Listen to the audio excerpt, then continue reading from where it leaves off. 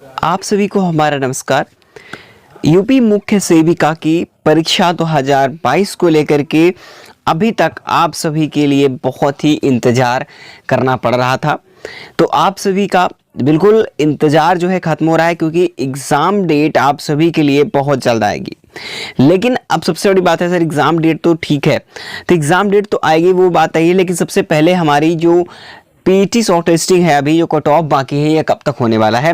तो देखिए, आपका जो शॉर्ट लिस्टिंग प्रक्रिया है आपका सबसे पहले बहुत जल्द होने वाला है, क्योंकि आयोग के द्वारा मीटिंग्स जो है लगातार पर चर्चा चल रही है, इस पर पंचनामा दिया जा रहा है, क्योंकि मुख्य सेविका की बहुत सारी बहनें भी जो है आयोग का चक्कर लगा रही थी।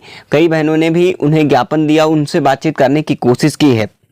उन्होंने ये कहा है कि देखिए, जो मुख्य सेविका की जो एग्ज़ाम डेट को लेकर के बात की गई है कि जल्द से जल्द इस प्रक्रिया को आगे बढ़ाया जाए।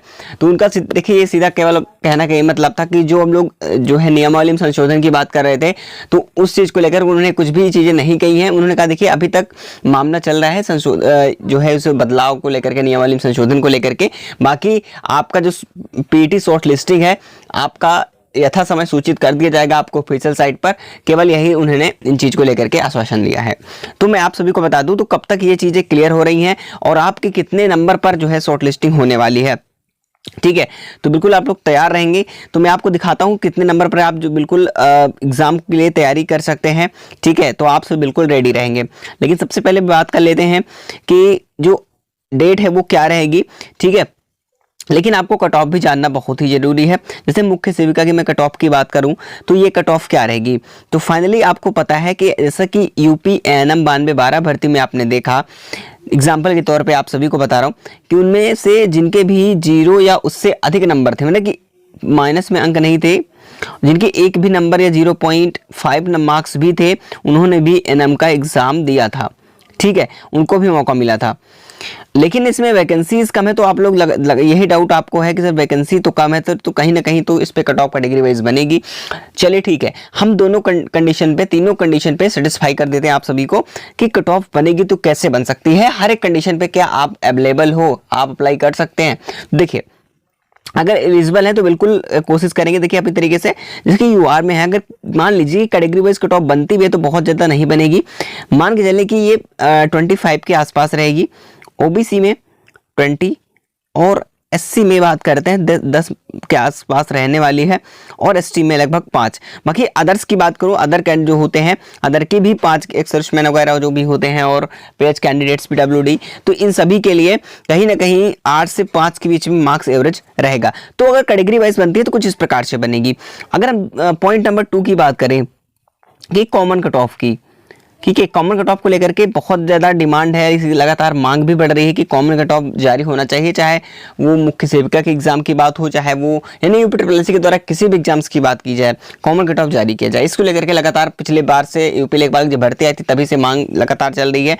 और हाँ, एक और आप सभी के लिए बहुत महत्वपूर्ण सूचना है, अगर आपने यूपी जो है पेट एग्जाम 2022 दिया है तो आपके लिए वीपीओ की वैकेंसी यानी वीडियो के द्वारा जो है, यानी कि आप ग्राम जो आपका विकास अधिकारी होता है, ठीक है, उसी प्रकार से आप सभी की ग्राम पंचायत अधिकारी यानी कि वीपीओ की जो वैकेंसी है वो कल अनाउंसमेंट हो चुकी है 16 तारीख को। तो अप्लाई जो है 23 तारीख से स्टार्ट है, ठीक है। तो आप लोग भी अप्लाई कर दीजिए, जो लोग भी एलिजिबिलिटी इनके पास क्राइटेरिया है, क्योंकि 12th प्लस CCC उसमें मांग रहा है। अगर आपके पास है तो बहुत अच्छी बात है, क्योंकि देखिए ऐसे ही कई बार एग्जाम हो रहा है। तो अब एग्जाम डेट की मैं बात कर लूँगा।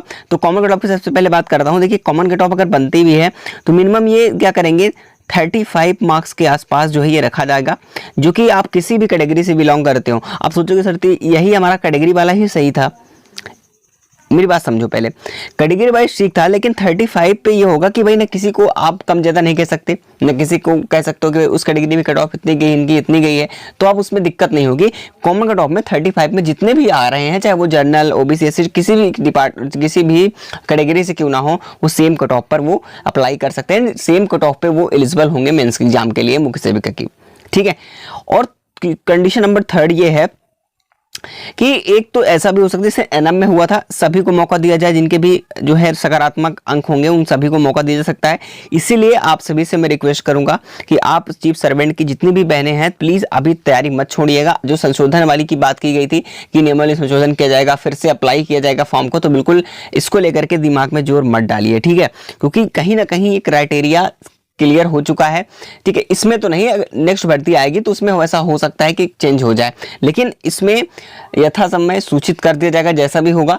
फिलहाल चलिए हम एग्जाम डेट की बात कर लेते हैं, शॉर्ट लिस्टिंग की बात कर लेते हैं।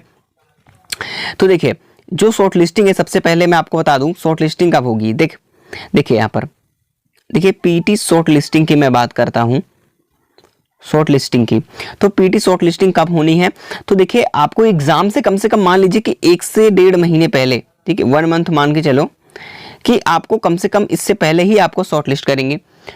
तो ये चीजें अभी सेटिस्फाई नहीं हुई ना क्लियर हो पाई किसी प्रकार से, तो ये मान के चल सकते हैं कि जून में, अगर जून के फर्स्ट वीक तक